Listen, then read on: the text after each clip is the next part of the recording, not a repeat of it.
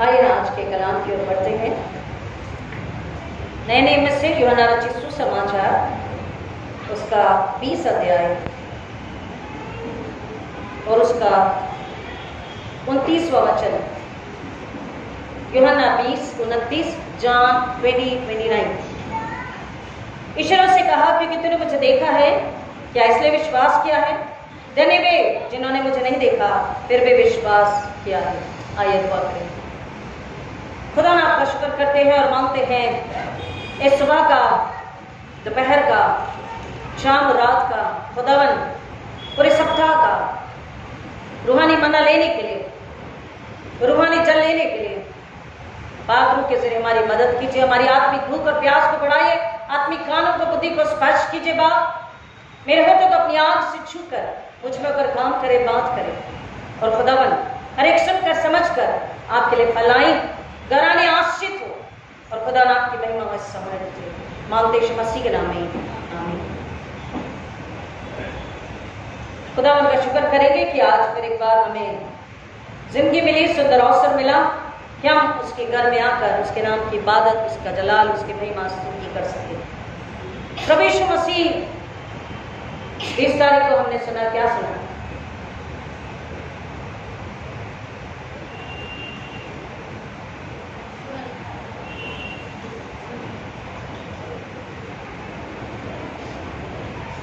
मुस्कुराहट तो बहुत अच्छी है। क्या सुना था, कुछ याद है?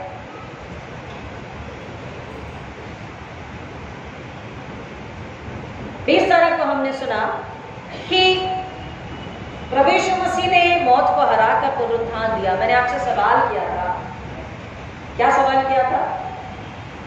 कि क्या मौत अभी भी याद नहीं आया? मतलब हम कितना सुनते हैं। Very good. मौत कहां थी? मौत को किसने बनाया?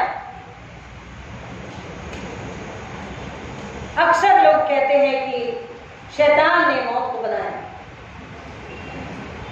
मैंने आपसे कहा कि शैतान को कोई हक नहीं है, कोई अधिकार नहीं। आपको वचन पढ़ के बताया, उत्पत्ति में कलाम कहता है कि अगर तुम सारे अदन की वाटिका के सारे पेड़ों के फल खाओ तो कोई बात नहीं, लेकिन बीज के पेड़ का फल खाओगे तो मर जाओगे, मैंने आपको बताया कि मौत वहां थी, लेकिन मौत खुद डेड थी। अभी याद आया? अब पूरा सरमन याद आना चाहिए और नहीं तो पूरा रिपीट करना पड़ेगा, फिर 1:30 बज जाएंगे। डोंट वरी, नहीं करूंगी। डेथ खुद कैसी थी? डेड थी, पावरलेस, लाइफलेस, पावरलेस। उसको लाइफ, उसको पावर किसने दिया? इंसान के बाप ने। और फिर किस तरह से प्रभु यीशु मसीह ने हमारे लिए, परमेश्वर ने योजना बनाई और प्रभु यीशु मसीह ने उस योजना को पूरा किया। प्रभु यीशु मसीह जिन्होंने वायदा किया था कि कोई मेरा प्राण मुझसे छीनता नहीं है, 3 दिन बाद मैं जीवित होगा, क्योंकि किसी को हक नहीं है। मुझे परमेश्वर से आज्ञा मिली है कि मैं अपना प्राण दे सकता हूं और पिता से उसे वापस ले भी सकता हूं। हालेलुया। और प्रभु यीशु मसीह अपने वायदे के अनुसार जब 30वें दिन जी उठे मौत को हराकर, तो सबसे पहले किसने देखा? मरियम मगदलिनी, उसके बाद चेले और उसके बाद और भी चेले।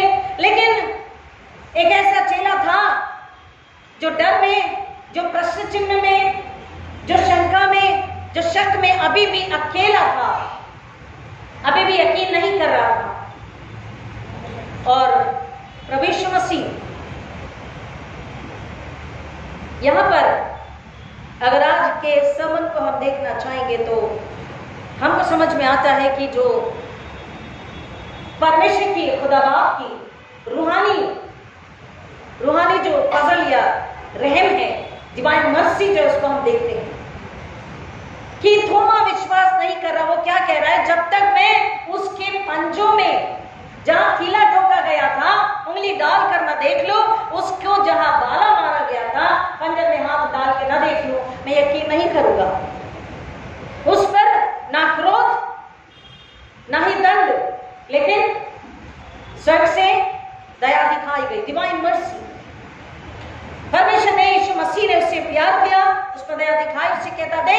यीशु मसीह वहां प्रकट होते हैं और उससे कहते देख और विश्वास कर ले।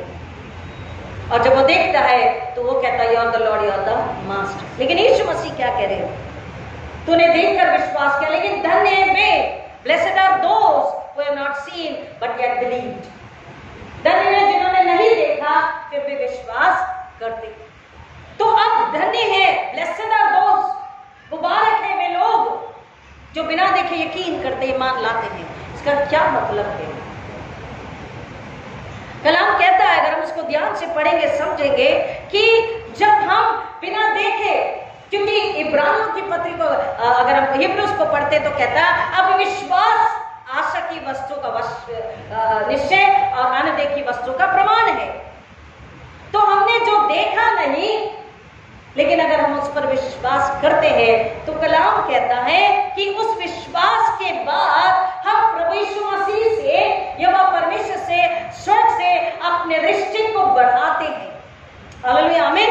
पहले हम अपने रिश्ते को बढ़ाते हैं। हमारा रिश्ता जब उससे बढ़ करके उसके नजदीक आ जाता है, जब हम उसके क्लोज आ जाते हैं, उस रिश्ते में बहुत एक हो जाते हैं, बहुत पास हो जाते हैं, वो रूहानी रिश्ता एक होता हमारी रूह का, खुदा की रूह का, तब वो हम पर अपने रूहानी भेदों को प्रकट करता। He reveals the heavenly secrets. Hallelujah. विश्वास का इनाम क्या है?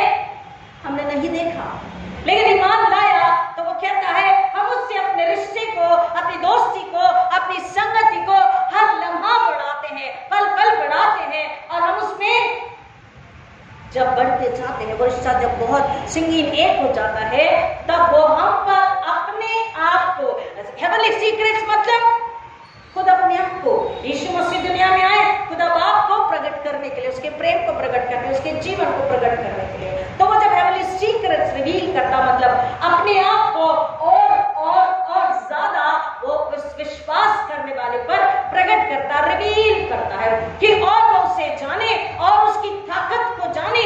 हमने उसकी ताकत को बिल्कुल भी नहीं जाना। कितने अग्री करते हैं मुझसे? करते हैं क्या? करते हैं ना? नहीं जाना है, क्योंकि हम शुक्र तो करते हैं, धन्यवाद करते हैं, महिमा स्तुति, लेकिन थोड़ी सी तकलीफ, थोड़ी सी वेदना, थोड़ी सी परेशानी, थोड़ी सी असफलता, क्या होता है? हमारा विश्वास, बोलिए ना, डगमगाता है, हम कुड़कुड़ाते हैं, हम उस पर गुस्सा होते हैं, हम रूठ जाते हैं।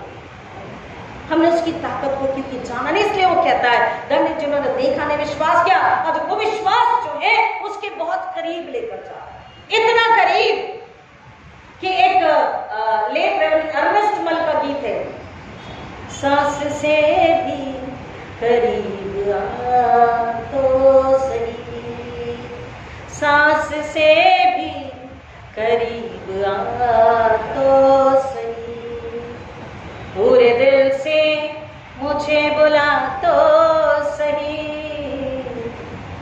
तेरी तन्हाइयों का साथी हूँ, मुझे तन्हाइयाँ बता तो सही, सांस से भी करीब आ तो सही।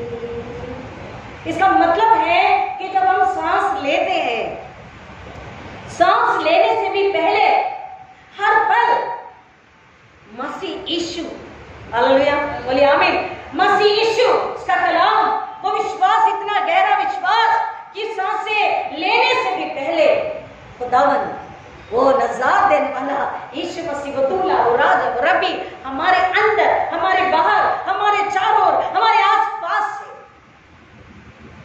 वो कह रहा सांस से जितना सबसे करीब क्या है? हमारी सांसें, राइट? तो कह रहा उससे भी ज्यादा करीब तू अपने खुदा को, हालेलुया, आमीन, उससे बुला। क्यों? क्योंकि जब हम बुलाते हैं तो वो आता है, जब हम बुलाते हैं तो वो आता है। और हम कहते हैं कि खुदा तुझ में एक हो जाना है, तो वो कहता है यस आई एम तो रेडी, मैं तो कब से तैयार हूं। Are you ready completely? जब हम उसके करीब, बहुत करीब, सांस से भी करीब,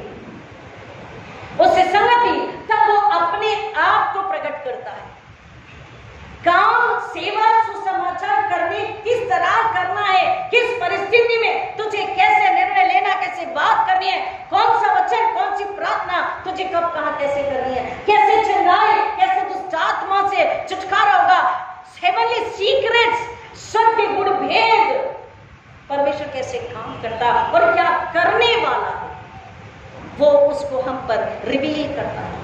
वो सारी ताकत, वो सारा अधिकार हमें देता। दूसरी बात, सारी ताकत, सारा अधिकार हमें देता है। और वचन कहता है, आइए मेरे साथ में मत्ती रचित सुसमाचार उसका 16 अध्याय 18 से 19। मत्ती रचित सुसमाचार 16 अध्याय 18 से 19। मैथ्यू 16 18। मैं तुझसे यह भी कहता हूं कि तू पतरस है और इसी चट्टान पर मैं अपनी कलीसिया बनाऊंगा और अधोलोक के फाटक उस पर प्रबल न होंगे। मैं तुझे स्वर्ग के राज की कुंजियां दूंगा और जो कुछ तू पृथ्वी पर बांधेगा वो स्वर्ग में बंधेगा और जो कुछ तू पृथ्वी पर खोलेगा वो स्वर्ग में खुलेगा। जब हम उसे अपना you're the Lord, you're the master, तू मसाया है, तू छुड़ाने वाला है, you're the anointed one of God, तू कौन है? तू परमेश्वर का भेजा हुआ Messiah, anointed one, none other than, कोई और ऐसा नहीं है और ना होगा, केवल तू ही मेरा उद्धार करता मसाया, छुटकारा देने वाला, पाप से क्षमा देने वाला, मौत से छुटकारा देने वाला, स्वर्गीय जीवन देने वाला, तू मेरे जीवन का मालिक है। You are my Lord and you are my master. You are my redeemer, you are my savior. हम जब इसको डिक्लेयर करते हैं, इसकी घोषणा करते हैं, सिर्फ दूसरों को सुनाने नहीं, अपने जब हम उसको डिक्लेयर करते हैं, जब थोमा ने यकीन किया उसे देखने के बाद तो ही डिक्लेयर, तो उसने किसके लिए डिक्लेयर किया? थोमा ने जब डिक्लेयर किया, थोमा ने ये बात जब बोली उसको देखने के बाद में, यीशु ने उससे कहा, थोमा ने उत्तर देते हुए उससे कहा, हे मेरे प्रभु, हे मेरे परमेश्वर। और इसके बाद क्या किया थोमा ने? वापस से अपने घर नहीं चला गया आनंद खुशहाली के साथ में, चलो बिरयानी बना के खाते हैं, दोस्तों के साथ मजे करते हैं, छुट्टी पे चले जाते हैं क्योंकि यीशु जी उठे। उसके बाद जब उसने डिक्लेयर किया अपनी आत्मा को, बोलिए अपनी आत्मा। हम जब विश्वास, शक के बाद विश्वास को दबाते हैं तो अपनी आत्मा को हम घोषणा करते हैं, अपनी आत्मा को डिक्लेयर करते हैं, अपनी आत्मा अपने दिल को बताते हैं, अपने जिस्म अपने दिमाग को बताते हैं, अपनी बुद्धि, अपनी कमाई, अपने घर, अपने परिवार, अपने प्रिय को बताते हैं। He is only the Lord, He is only एक ही लॉर्ड, एक ही मास्टर है, मेरा वैयक्तिक और हम सबका।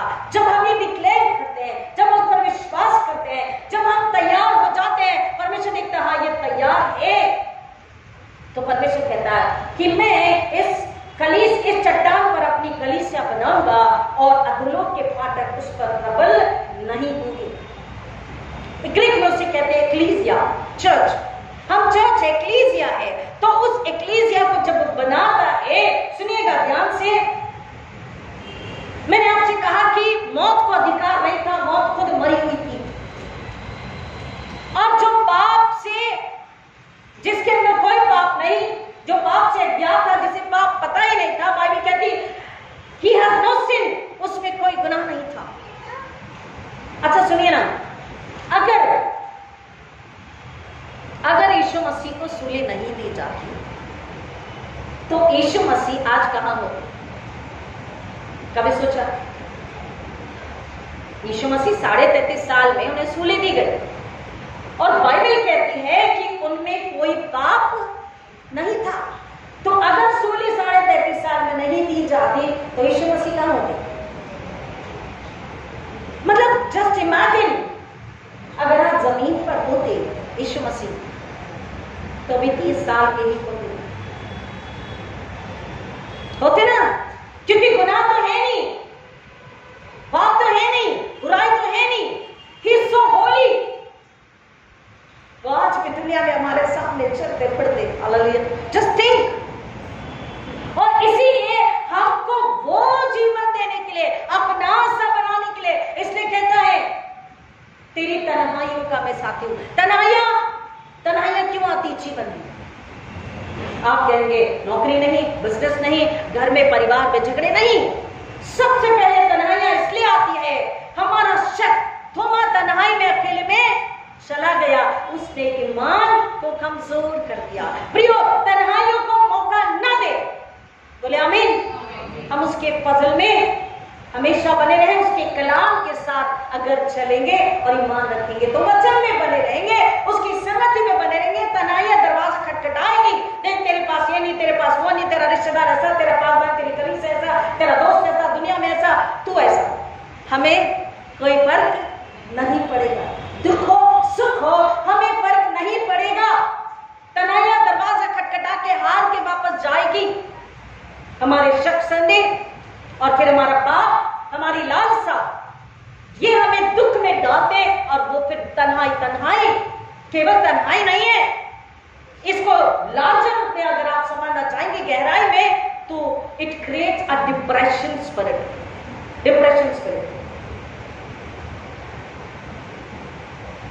यहूदा इस्करियोती अपने सांसारिक गेन के लिए उसने अपने ईमान को बेच दिया। 30 चांदी के सिक्के ले लिए। जब उसे होश आया तो 30 चांदी के सिक्के फेंक करके वो अगर चाहता तो यीशु के पास आके पश्चाताप करके माफी को जीवन को ले सकता था, लेकिन इतना ज्यादा डिप्रेशन, उसने जाके सुसाइड कर लिया। बाइबल हमें बताती है कि मौत तो मरी हुई थी, पाप की वजह से उसे जीवन मिला, इसलिए उसको खत्म करने के लिए यीशु मसीह ने हमारे पाप को, हमारे अधर्म को अपने ऊपर लिया और उस मौत को उसने हरा दिया। अब समझेंगे ध्यान से कि प्रभु यीशु मसीह को, मैंने आपको पहले बोला लेकिन फिर एक बार बताती हूँ कि वो मौत उसे बांध के क्यों नहीं रख सकी। उससे तो पहले बोल दिया, इस चट्टान पर मैं अपनी कलीसिया बनाऊंगा और अधोलोक के फाटक उस पर प्रबल नहीं होंगे। अब ये जो अधोलोक है, जल्दी से एक सेंटेंस में बताना चाहूंगी, मुझे पता है आज बैप्टिज्म है, मुझे जल्दी खत्म करना है। अधोलोक यहाँ पर हेल, इंग्लिश में किंग जेम्स वर्जन में हेल बताया, लेकिन एक ही ट्रांसलेशन नहीं। उस हेल का 3 मतलब है, गेहाना, शियोल एंड हेदिस। तो जो हेदिस है, जो गेहाना है, वो जगह है टॉर्मेंटेशन की, और जो शियोल है वो जगह है लेक ऑफ फायर की, आग का तालाब चलती ही रहती, झील। अब जो थर्ड है, जो अधोलोक कह रहा है, दिस इज कॉल्ड ग्रेव और सिमेट्री। It's beautiful. मैं जब इसको पढ़ रही थी बहुत अच्छा लग रहा था। समझिए ध्यान से कि जो सिमेट्री है, जो ग्रेव है, कह रहा उसके फाटक उस पर प्रबल नहीं। किस पर? बोलिए किस पर? किस पर? एक्लीसिया, उसकी इस चर्च पर। अधोलोक के फाटक मतलब the grave and the cemetery, उसके फाटक प्रबल नहीं होंगे। God is our insurance. परमेश्वर यीशु मसीह में हमारी जिंदगी में जीते जी हमारे साथ है। This is the surety, this is the life insurance. लेकिन कलाम ये भी बताता है कि हमारे मौत के बाद भी, even after the death, there is insurance. Hallelujah, hallelujah. आप समझे? शायद नहीं समझे, इसलिए हालेलुया जोर से नहीं आया। खुदा जिंदगी भर हमारे साथ है, पाक रूह के जरिए मदद कर रहा है, श्योरिटी है, गारंटी है, सुरक्षा की, शांति की, चंगाई की, बहुतायत की, हर चीज की मांग मिलेगा। लेकिन मौत के बाद भी इंश्योरेंस है। क्या क्या है? कि अधोलोक के फाटक तुम पर प्रबल, हम पर प्रबल नहीं होंगे। जो मसीह में है उनके लिए वो बंधन नहीं है, क्योंकि बंधन तोड़ा जा चुका है। हालेलुया, वो बंधन तोड़ा जा चुका है। अधोलोक के फाटक प्रबल नहीं होंगे का मतलब है उस सिमेट्री में, उस कब्र में वो बंधा हमेशा दफन नहीं रहेगा। सुनिए, मार्था मरियम रो रहे थे और बहन ने अपने भाई के लिए रोते हुए क्या कहा? यीशु मसीह से क्या कहा? जब यीशु मसीह आए तो उसने क्या कहा? जल्दी बोलिए। अगर यीशु, अगर तू यहाँ होता तो मेरा भाई नहीं मरता। सुनिए ध्यान से, अगर तू यहाँ होता तो मेरा भाई नहीं मरता, नहीं मरता। अगर उसको समझना चाहेंगे, अगर उसके इलाबोरेट करेंगे, तो क्या यीशु मसीह ने उसे मारा? आप समझ रहे? हम अगर स्टडी करना चाहे, समझना चाहे, मारा? क्या वह हत्या हुई, मर्डर हुआ? नहीं। वो कह रहे अगर तू यहां होता तो मेरा भाई नहीं मरता। तो यीशु मसीह कह रहे हैं तो अब भी फिक्र किस बात की है, अभी भी विश्वास करना। तो क्या कहती, मैं हाँ जानती हूँ कि जब वो पुनरुत्थान होगा तब वो जी उठेगा। यीशु मसीह कहते हैं रुक, लुक एट अराउंड, देख पुनरुत्थान तो यही है। और वो पुनरुत्थान और जीवन कौन है? तेरे सामने यीशु मसीह। Hallelujah, hallelujah. तो जो, और उसने आवाज दिया, मरा हुआ लाजर बाहर आया। कलाम कह रहा है जो मसीह में है, अधोलोक के फाटक, जो कब्र, वो सिमेट्री, उस बाउंड्री के बाहर वो कह रहा है वो उसे बांध के नहीं रख सकते। एक व्यक्ति कह रहा है कि वो सुनसान रास्ते में जा रहा था और उससे किसी ने कहा कि भाई उधर कहाँ जा रहे हो, वहां रास्ता नहीं है, this is the dead and. तो उसने कहा क्या बात है, रास्ता क्यों नहीं है? तो उसने कहा कि ये जो आगे तुम जा रहे हो मत कदम डालो, क्योंकि आगे जो जा रहे हो कब्रिस्तान है, क्योंकि उसके बाद कोई रास्ता नहीं, तुम बाहर नहीं आ सकोगे। उसने कहा अच्छा कब्रिस्तान है, फिर तो मैं जरूर जाऊंगा। हालेलुया। क्योंकि उसे पता है, उसने क्या बताना चाहा कि इसी कब्रिस्तान में से जीवन फूट कर बाहर आया। हालेलुया। अनंतकालीन जीवन, अपनी जिंदगी, इटर्नल लाइफ। ये बाउंड्री बांध के नहीं रख सकती, वो कब्र बांध के नहीं रख सकती। अधोलोक के फाटक, एक्लीसिया, चर्च, जो अगर ईमान रखे, हर परिस्थिति में विश्वास रहे, तो मौत उन पर हावी नहीं हो सकती। इस जिंदगी में भी हम जीते जी, सुनिए ध्यान से, इस जिंदगी में भी जीते जी मसीह के साथ है। अब भी हम जिंदगी में हैं, और जब मिट्टी मिट्टी में जाएगी, केवल सांस ले ली जाएगी, मिट्टी मिट्टी में जाएगी, लेकिन आत्मा, हमारा असली जीवन जिंदा ही होगा। हमें हालेलुया। वो मरेगा नहीं, मौत को अधिकार नहीं है उसको बांध कर रखने का। इसलिए कह रहा अधोलोक के फाटक उस पर प्रबल नहीं होंगे। एक और अधिकार दिया, और वो कहता सुन, मैं तुझे स्वर्ग राज की कुंजियां दूंगा, और जो कुछ तू पृथ्वी पर बांधेगा वो स्वर्ग में बंधेगा, और जो कुछ तू पृथ्वी पर खोलेगा वो स्वर्ग में खुलेगा। जब हम जमीन पर बुराई को, पाप को, धन को, झूठ को, बैठ को, दुष्टात्मा को बांधते हैं यीशु के नाम में, उसे बनना ही है, उसे अग्नि कुंड में डाल के उसे जाना भी है।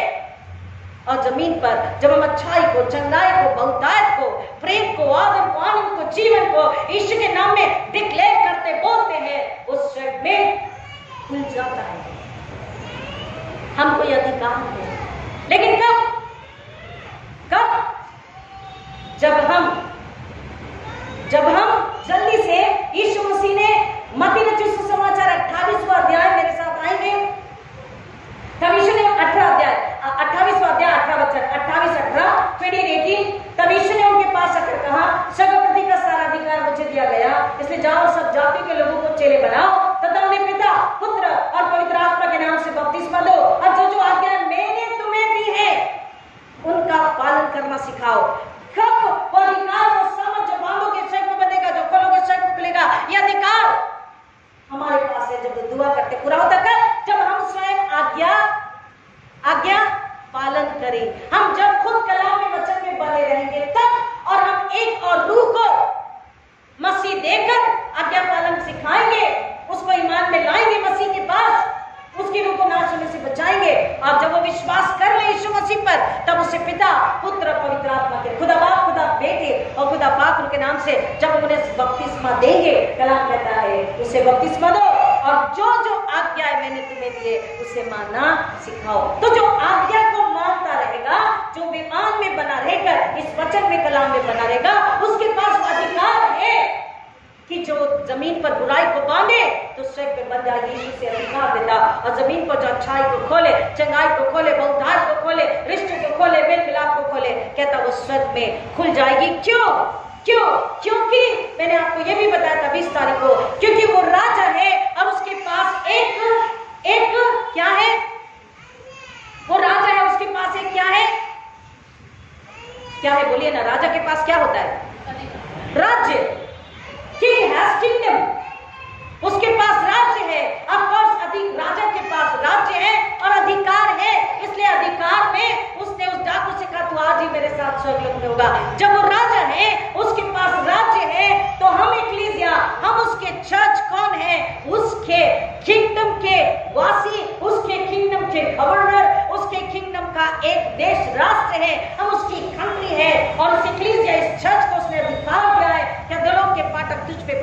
करोगे। जब तू किसी के लिए दुआ कर, जब तू किसी को दुआ में ऊंचा उठा, जब तू किसी को खुदा के पास में लेके आ और वो ईमान रखे, तो उसके जीवन में आशीषें, बरकतें, चंगाया, सुकून, आराम और पापों की क्षमा और अनंतकालीन जीवन होगा।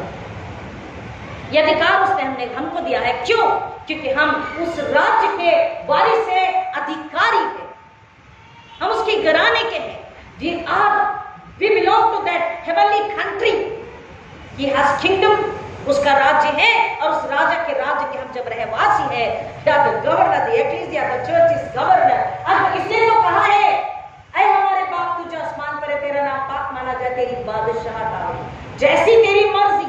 अब इस गवर्नर को, इस ecclesia, इस चर्च को रखा है कि इस जमीन पर उसके किंगडम, किसका किंगडम?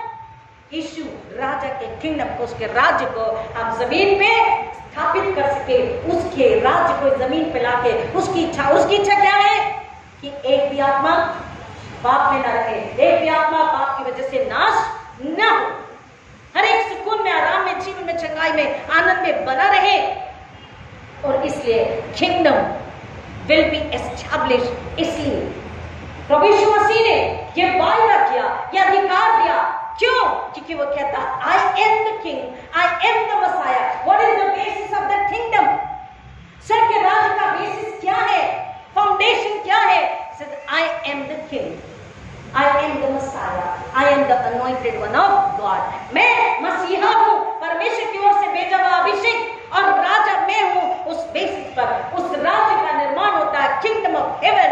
और इसलिए वो राजा हमको अधिकार देता कि जब तुम जो भी बात भलाई के लिए, धार्मिकता के लिए मुझसे मांगोगे, मैं तुम्हें दूंगा, और बुराई के लिए जब तुम मुझसे मांगोगे, वो स्वर्ग में बंद हो जाएगा। एक लास्ट लोग इंतजार कर रहे थे कि दाऊद की तरह एक राजा आएगा, सुलेमान की तरह, और हमें शांति मिलेगी, राज्य मिलेगा, बहुतायत मिलेगा, न्याय मिलेगा।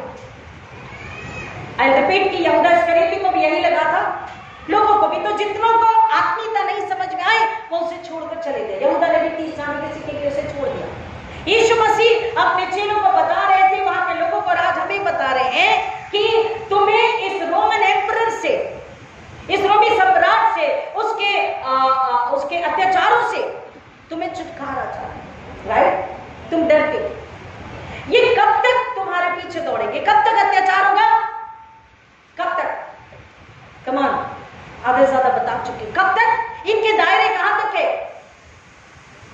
आप नहीं समझे। इनके दायरे कहां तक है? रोमन एम्परर और एनीबॉडी, इनके दायरे कहां तक है? मिट्टी को मिट्टी, दूध को दूध, that's cemetery. Once you are dead, they will not do it. Do they? No. वो कहां तक तुम्हें सता सकते हैं? कहां तक अथॉरिटी, अधिकार है? उस दरवाजे तक, सिमेट्री ग्रेट, दैट्स इट। लेकिन वो कह रहा है, मैं एक ऐसा राजा हूं, तुम्हें राज्य देता हूं, मेरा अधिकार उसके बाद भी है, उसके बाहर भी है। Hallelujah, hallelujah. वो रूह जो इस दुनिया में है, उसको मैं संभालता हूं, उसके साथ हूं। वो मेरे पास आए तो मैं हेवनली सीक्रेट्स रिवील करता हूं, उसे आशीष करता हूं, उसका इस्तेमाल करता हूं अपने जलाल के लिए, लोगों की आत्मा को बचाने, दुख में उसे बचाता हूं। वो जो मसीह में होकर सोते गए, उस रूह का मैं मालिक हूं, मैं उनकी परवाह करता हूं, मैं उनकी रक्षा करता हूं। वो कब तक? खाली सिमेट्री तक। लेकिन यीशु मसीह कह रहे, मैंने मौत को हरा दिया है, और इसलिए उसके अंदर भी, उसके बाहर भी, उसके चारों तरफ भी, हर तरफ मेरा अधिकार है, और मैं तुम्हें सुरक्षित रखता हूं, मैं तुम्हें बचाता हूं, बल्कि बचा चुका हूं कि तुम्हारी रूहें जो है, मिट्टी का जिस मिट्टी में जाएगा, लेकिन रूह को डेथ अधिकार में नहीं ले सकते। हालेलुया। बांध के नहीं रह सकते। हालेलुया। वो कह रहा है कि beyond that those boundaries of symmetry मुझे अधिकार है।